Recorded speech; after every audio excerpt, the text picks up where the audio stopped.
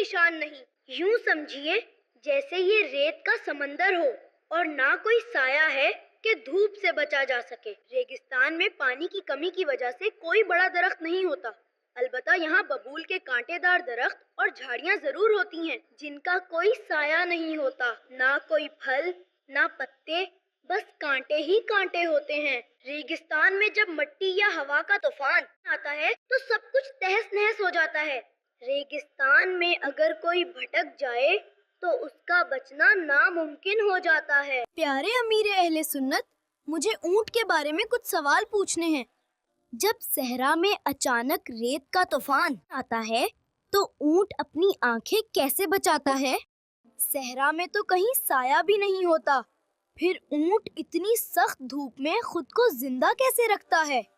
اور یہاں پانی بھی بہت کم ہوتا ہے، تو اونٹ اتنے دنوں تک بغیر پانی کے کیسے زندہ رہتا ہے؟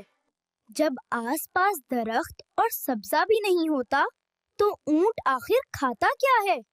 اور ایک بات مجھے بہت حیران کرتی ہے، اونٹ کو صحرا کا جہاز کہا جاتا ہے جبکہ ہمارے پاؤں تو ریت میں دھس جاتے ہیں، تو اونٹ آرام سے ریت پر کیسے چل لیتا ہے؟ برائے مہربانی مجھے یہ سب باتیں سمجھا دیجئے. ماشاء اللہ. اونٹ کو ریگستان کا جہاز بولتے ہیں، رن وہان گجراتی بولتے ہیں. اونٹ یہ ریگستان کا جہاز، یہ اللہ کی شان ہے. اس میں اور بھی عجیب باتیں ہیں کہ یہ اس کے پیٹ میں ایک تھیلی ہے، جب اس کو پانی مل جاتا ہے تو اس میں تھیلی میں اس پانی اس کو سٹور کر لیتا ہے، بھر لیتا ہے. پھر ریگستان میں اور اسی بیابان میں جب پانی نہیں ملتا تو اسی سے یہ پانی حاصل کر لیتا ہے. یہاں تک کہ پانی نہیں ملتا اور جان پر بنے یا بہت ضرورت پڑے تو اونٹ والے جو ہوتے ہیں وہ اس کو ذبح کر کے اس تھیلی کا پانی استعمال کرتے ہیں کہ وہ پانی جو ہے وہ صاف ستھرا ہوتا ہے، یہ پیتے ہیں لوگ. اور یہ ریت میں نہ یہ دھنستا ہے، جیسے کہ وہ دھول اڑتی ہے، ہوا چلتی ہے، تو یہ آپ نے اس میں دیکھا اپنے پپوٹوں سے آنکھ کے ریت سے خود کو بچا رہا تھا. یہ کانٹے کھاتا ہے، یہ کانٹا کھاتا بھی دکھایا گیا کہ سبزیاں ہریالیاں اس کے لیے ضروری نہیں ہے، یہ سوکھے کانٹے بھی کھا لیتا ہے. بس اللہ پاک نے یہ نظام اس کا رکھا ہے. اور جانور جو ہیں وہ زینت کے لیے پالے جاتے ہیں یا کھیتی باڑی کے لیے یا بوجھ لادنے یا سواری کے لیے یا دودھ یا گوشت کے لیے. اونٹ میں یہ ساری چیزیں موجود ہیں.